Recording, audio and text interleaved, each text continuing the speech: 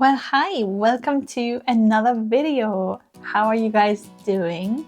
If you're new here, my name is Maria and I love to do videos about all things knitting on this channel. So if that sounds like your jam, then maybe consider subscribing. It is totally free and it means you'll always see when I upload a video in your subscription feed.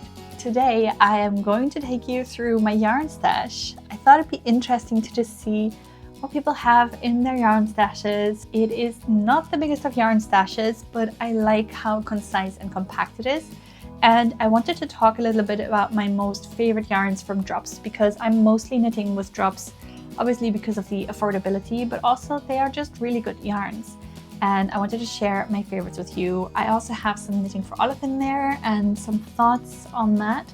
And we'll see what else is hiding in all the places. So I'm just going to share what I have in my stash right now, what I plan on doing with things, and how I keep everything. Hopefully you'll find that interesting.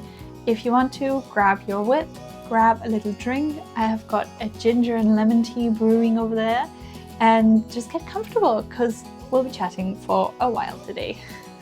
First up maybe, so I have a little bit of yarn storage on this pegboard over here. This yarn is a tencel yarn, so it's just made from bamboo wood pulp, I think, or just generally wood pulp. But that's something that little tiny animals, moths specifically, don't really like, so that's why I have it out in the open here. The rest is just kind of sewing supplies. And then over here I have got some little bags where I have yarn stashed inside a Ziploc bag. So these organza bags you get from Wool Warehouse if you order. You can opt out if you want, but I have some skeins of hand tights inside a Ziploc bag in here just because I need more storage. But yeah, so that is a little bit that's lying around here.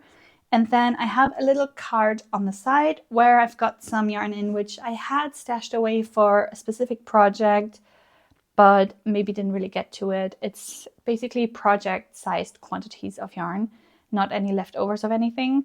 So I'll just quickly show you what I've got there. So this is the little wheelie cart that I meant, and I have everything in my yarn stash put away into these Ziploc bags just because, like I said, there are moths flying around this old building, this old Glasgow tenement, and I just want to make sure that my yarn is protected because I have been burnt by that in the past. So here I've got some Drops Nepal in color 03, which is like this mixed beige, I think. Absolutely lovely. This is planned for a sweater, the Wild Sea sweater. So my final version, I want to knit with that, and the mohair for it is here. This is a bit of Drops Nepal for a sweater that I had planned for Emma, which I'm going to use with this teddy bear yarn from Rowan. So that is planned and stashed away. I just have to get around to actually designing this pattern. And then down here I've got some kit silk, which I'm using for a project at the moment, and some leftover skeins of Drops Lima down there. And down here at the very bottom I've got a lot of Sandnes Peer Gynt, which was for a project which I've not done so far, and I don't know if I'll ever do, but that was supposed to be for my mum. I'm just not sure that I'm going to use that yarn for that project anymore. I think what I will do though is use it for maybe a Wild Winds vest, which is one of my own designs, to knit for her, to wear for her. So it was intended for a different slip over, but I've never gotten around to doing it, and I don't think she wants it anymore. So maybe I'll just make one of my own designs for her as a piece to wear. She loves wearing what I knit her, so maybe for her birthday in November.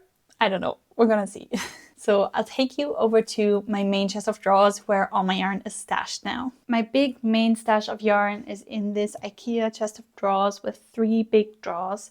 And I've got my wool winder down here too, and then my yarn swift over there so that I can just put the hang around the swift and then have my winder in the right position so that I can wind it up anytime I need it. So yeah, that's very handy, and I'm glad that I can have it out all the time. So that's the chest of drawers. So in this top drawer here, I've got loads of notions, bits and bobs, but also some mohairs and summer yarns. So over on this side, like I said, I have loads of notions. There's things like spare tape measures or some wool wash here. Then I also have some cotton wash, so specifically for plant-based fibers.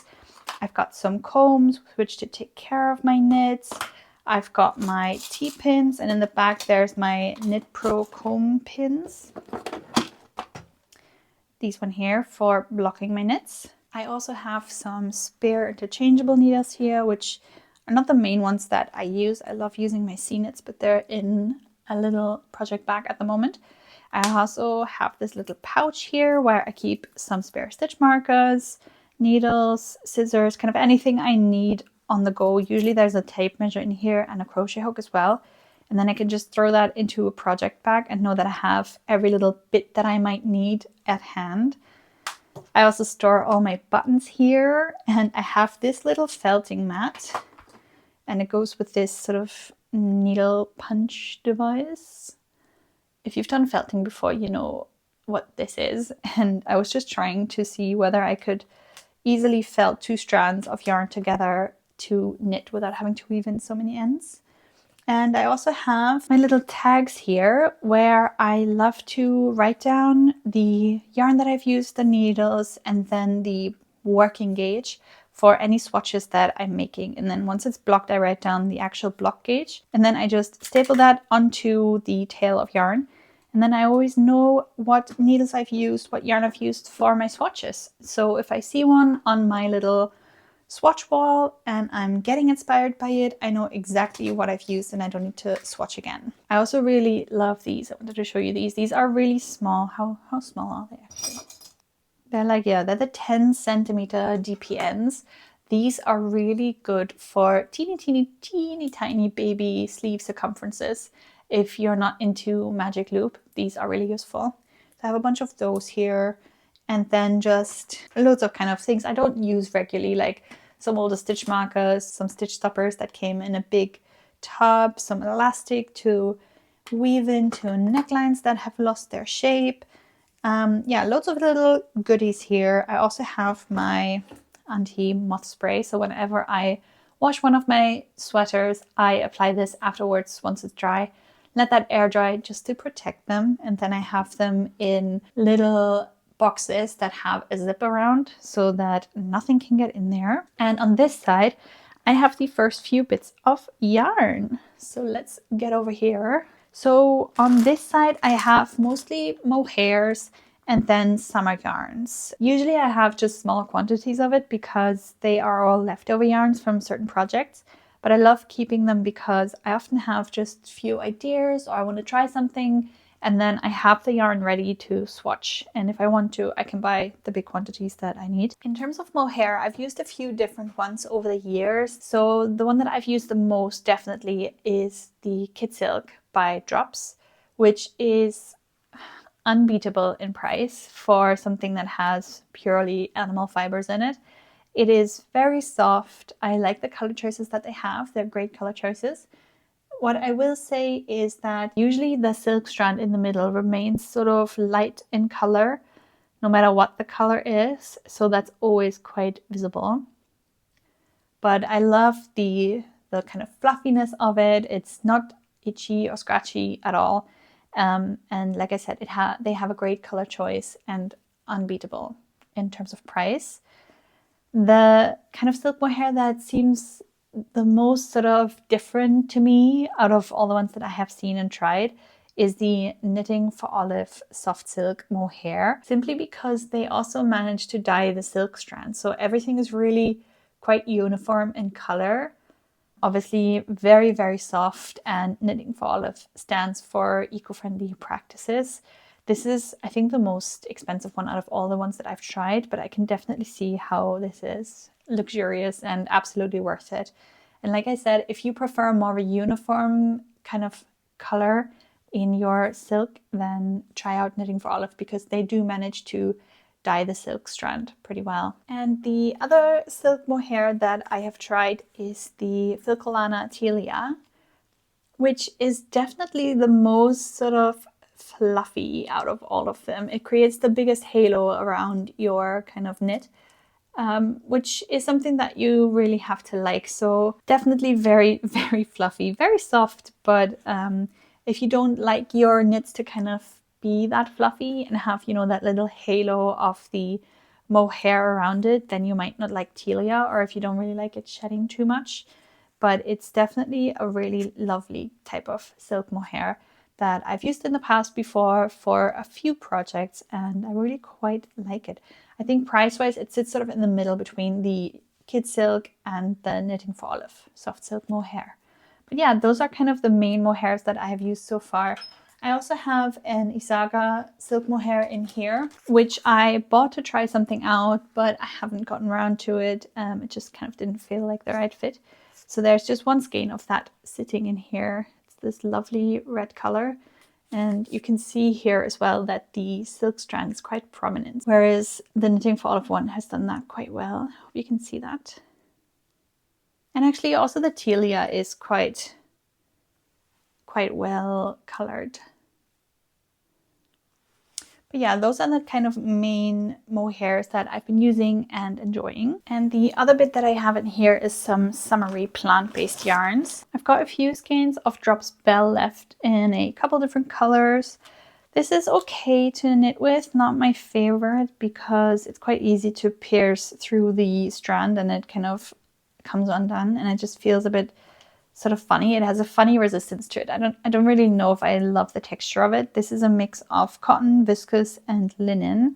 Not really my favorite thing to knit with, but definitely very affordable, and the resulting garment actually wears really nicely. It's just kind of the feel and the texture while you're knitting is a bit off for me personally. And then on this side, I have a couple of bags of things that these were kind of all planned for swatches, for ideas for summer knits that I had, and just things that I wanted to try out and was really intrigued by. And this is a yarn, which is the Hertigarn Organic Trio. So it's a merino wool, cotton, and silk, which sounds really lovely. And I had this in mind for a specific project. This is supposed to be a DK, but it's quite thin for a DK. But I didn't hit gauge with it with the needles that I wanted to. But once I hit gauge, the kind of fabric looked quite open and I didn't really like it. So I decided to just put it back in stash, but something will have to be made with this because it's a gorgeous color and it's a great combination of fibers for summer knitted tops. So maybe I'll make myself a little top with it or a tank.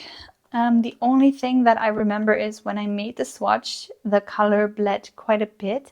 I know that red is really hard to lock in, but I think I'll need to make sure to use this as a unicolor and not do any stripes with it, just to be on the safe side. And here I've got some Sandnes Line, which is just a linen yarn. And then I have Isager, yeah. So this is their Hor Organic, which is again a linen. Yep, 100% linen. Feels very stiff. Not entirely sure what I'll do with it. I was going to try it for a project. I think I'll have to hold it with something else, simply because I'm not the biggest fan of just knitting linen, and also this will have really poor hold in terms of the kind of integrity of the garment and the longevity of its shape. So I think I'm going to just mix that with maybe a fingering weight of some type of woolen yarn to give the resulting product a bit more shape for longer. And the last thing is the Isaga Trio that I have in here, which is flax, cotton, and bamboo. That feels really lovely, actually. I think something made of this would be really, really nice. But again, just plant-based fibers, which don't have a lot of elasticity. So this will be a problem in terms of the longevity of the shape of your garment. So I think, again, I'll need to hold this with something like a fingering wool to give it a bit more shape, structure, and memory. So those are kind of all the summery type of yarns that I have in here. This is from something that I've been using just recently, so I've not put this back yet, but it actually belongs down into the second drawer. Now, I think this is my favorite drawer. Let me just put you in the middle. This is my favorite drawer. This has really all the things that I love, that I constantly want to start and knit with. And one of my biggest loves that this drawer has is the Drops Daisy yarn. So Drops Daisy is one of the newer yarns by Drops. I think it's only been out for maybe a year or something, but it is a wonderful non-superwash merino in a DK weight. They say DK, I mean Drops has their own sort of categories for yarn weights, and it falls into category B, which is sort of DK worsted type of yarn. And I think this is sitting more towards the worsted end. but it's lovely. It feels really nice and soft. It comes in a rainbow full of colors, which is amazing. And I have got quite a few colors for a project that I have in mind. It is more of a worsted weight, but it is an absolute dream to knit with. And I will say it really doesn't pill all that much. It's not pill resistant, but it's not as bad as some non-superwash DK merino that you might know and get from other big name brands. Yeah, I'm talking about Sandnes Double Sunday. It is just such a lovely yarn to knit with. I really love it. Every time I've used it, I have loved the end result. I've only knitted garments for my kid with it so far, but I'm dying to make something for me in that soft sort of merino yarn. So I can't wait to make a garment for myself in it. This is kind of the budget variety of the Sandnes Double Sunday, which is also a non-superwash merino in a DK. But that one pills like crazy to me. So yeah, really, really enjoying Drops Daisy. Something else that I have in that corner of my stash is the Knitting for Olive Heavy Merino in color Pomegranate. This is just such a lovely red. I've knitted my Wild Winds Best in this, my second sample, and I'm loving it. But when I got it, I was really surprised by how sort of rough it felt, especially because I was used to Double Sunday and the Drops Daisy in terms of merino yarns. So I really thought it would feel a lot more soft. But then somebody actually told me that this will soften up with washing, which it did. And I think with wear, it kind of just, it starts to feel a lot more kind of soft and enjoyable on the skin. So really loving this. But the reason I absolutely love this, and I will splash out to buy more of that for future projects, is because it is really so pill resistant. And that is great because A, I don't need to take care of my garments all that much, but B, it also increases the longevity of your garment, because whenever things pill, it's fibers coming off your yarn, and means everything could lose integrity just a little bit quicker or wear thin a bit quicker. So the less you have to depill, the better. And Knitting for Olive is honestly great at making yarns that are so pill resistant and last you a really long time. Oh yeah, I also have some soft tweed in there from Drops. It has this sort of like speckled yarn effect, which I quite like, and I've made a pair of socks from this for one of my friends, and then I added sock stop to the bottom of the socks. So yeah, it feels really nice. It has some, what is it made of? Oh, it's got viscose in it, so wool, alpaca and viscose, which is why I decided to use it for socks. It feels really lovely to knit with, and I like the kind of speckled effect that it gives. So yeah, I'm a fan of that. I'll try it again. I don't know if I would try it for a garment. It isn't the softest, but I love it for socks. Over here, I actually have a really funny thing, which was a gift from my husband. And it's something that I never thought I'd need, but it's actually quite handy to have. And it's one of these funny neck lights that you can put around your neck, and then it illuminates exactly the spot that you need to see. It's quite a gimmicky thing, but also it is kind of useful, especially if you love knitting in front of the TV in the evenings, and it is a bit darker. But I don't think I would go out and buy that myself, and it's definitely not a necessity. It's just kind of a funny thing. And over here I have got some Drops Alpaca, which is in their category A yarn, so kind of a fingering weight. These are the most beautiful colors.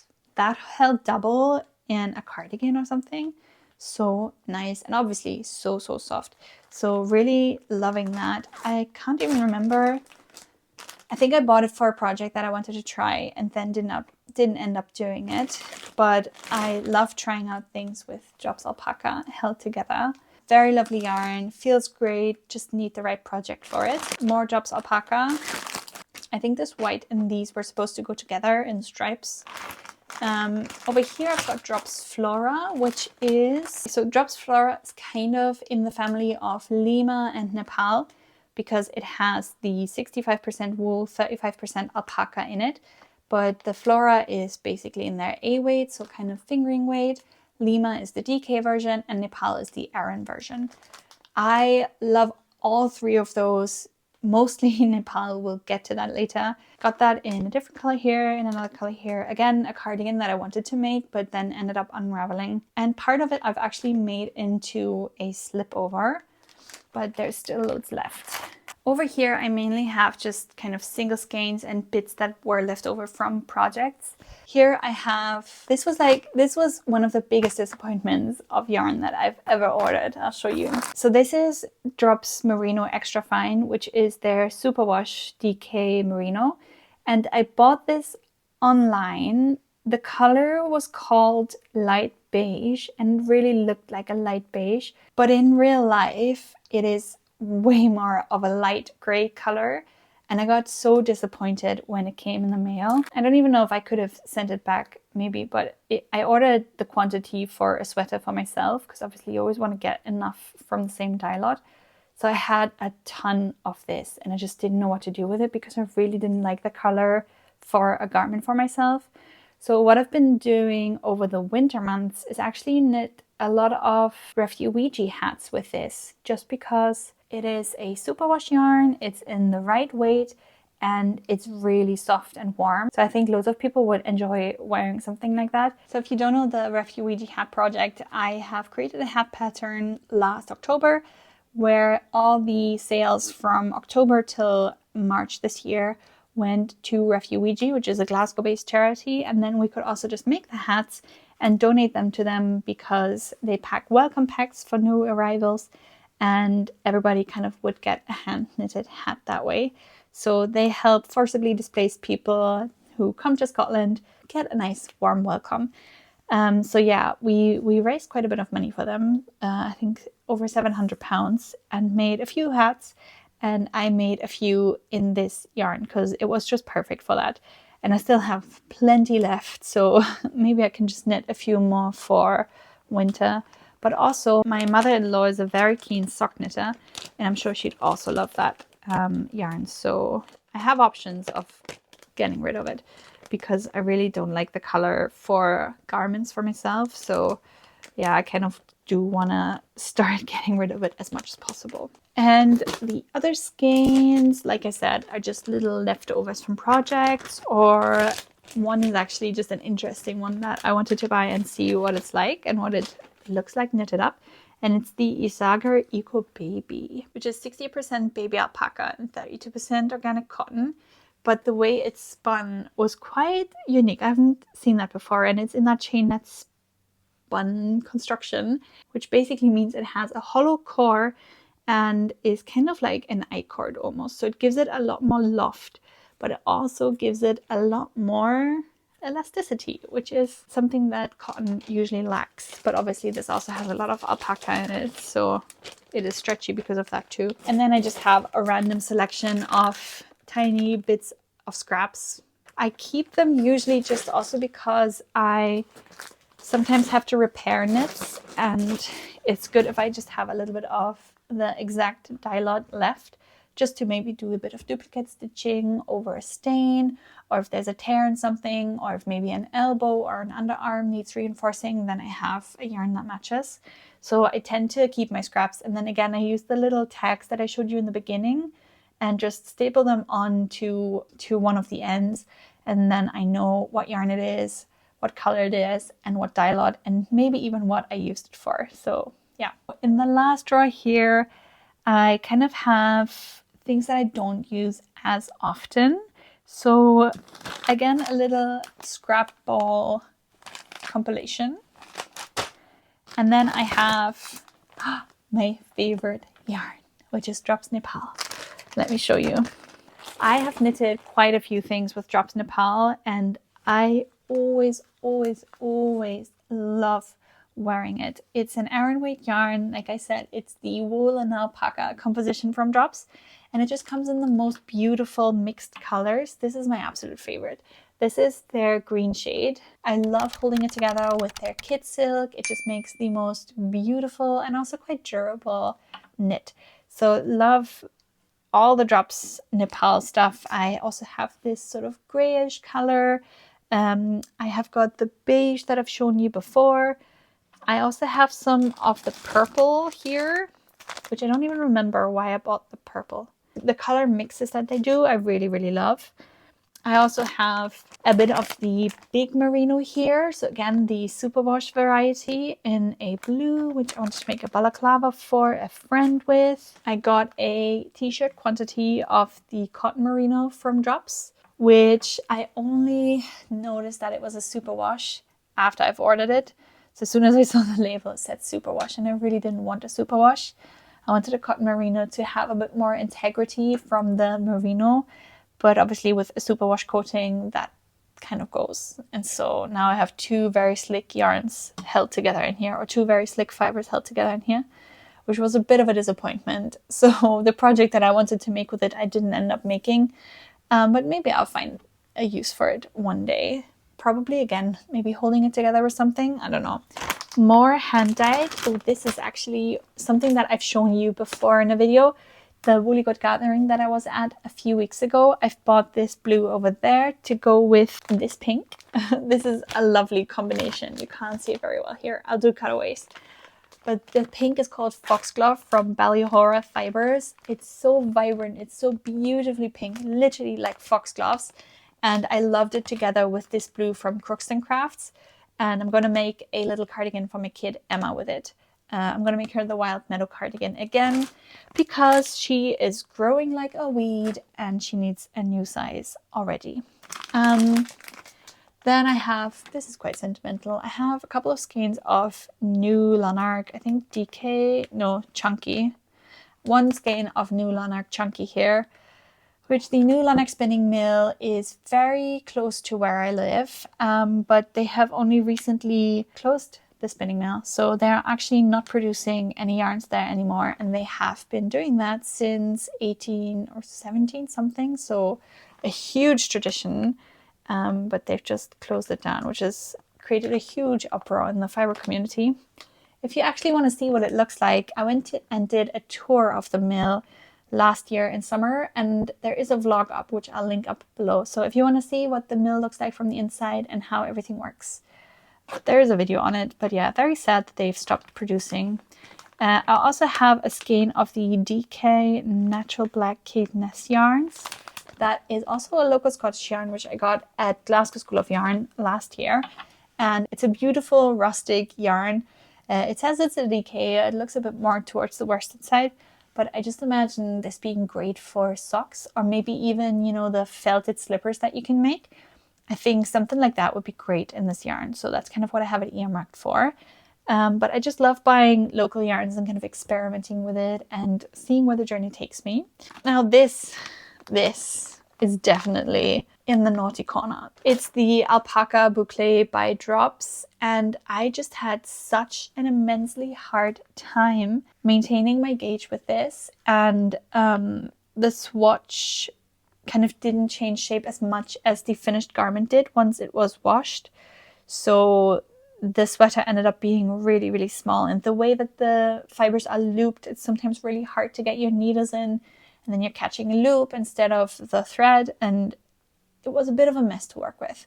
So not my favorite boucle at all. I'm still on the hunt for a boucle that I like, but this isn't it. There's loads of Drops that I love and that is really good, but this one to me goes in the naughty corner. The other things that I have in here is baby merino. For somebody who doesn't like superwash, I have a lot of superwash. I don't know how that happened.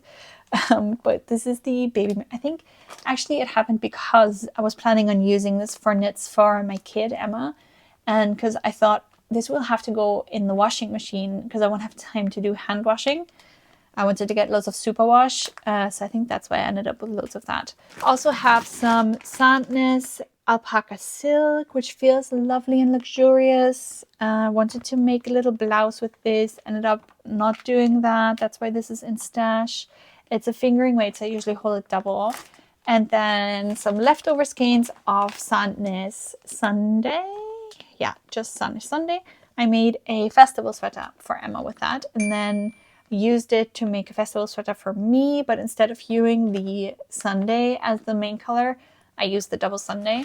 But I did use this fingering weight for the bubble row, which worked out fine.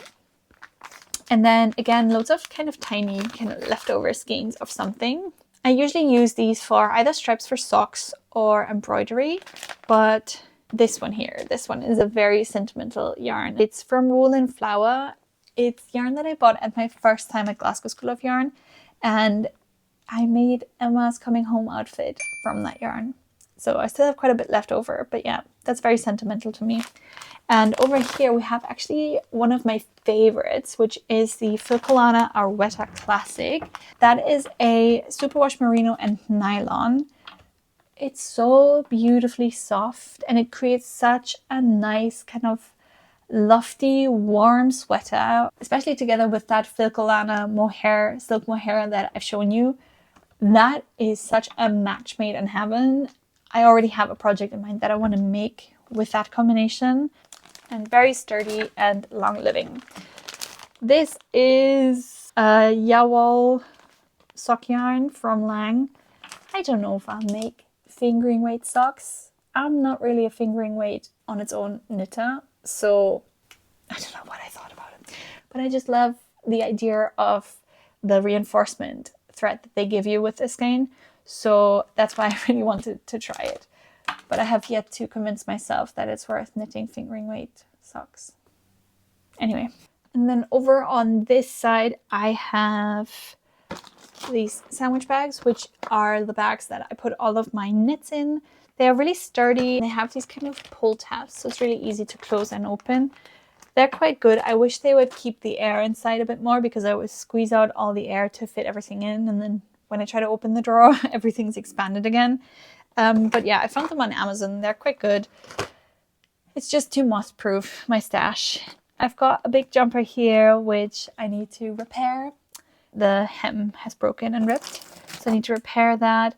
I've got some leftover Drops Air, which, again, not one of my favorite Drops ones, because the way that it's made, it's like a spun blown yarn, and that doesn't make it very long-lived. I had a friend who I knitted a jumper for with this yarn, and yeah, it's been a few years now, and it had completely worn away in the underarms and the elbows, and all that was left was the kind of chain net polyamide core, and all the wool had rubbed away.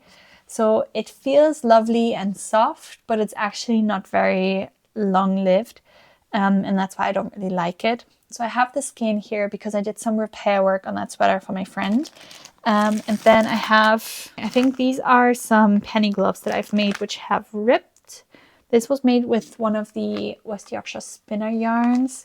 I think it's ripped though because of my ring pulling against the yarn, but I need to repair those as well. And then I have a few skeins of the Big Merino, is it called? Super Chunky. It's a super chunky Drops yarn to make a Wild Sea chunky hat with. This is just a little baby refugee hat, which I still have to bring over to refugee, but there's a few more that I need to pick up. So, but yeah, that is my yarn stash. So that's all my yarn stash. I hope you found it interesting, and maybe it gave you some inspiration for storing your own stash.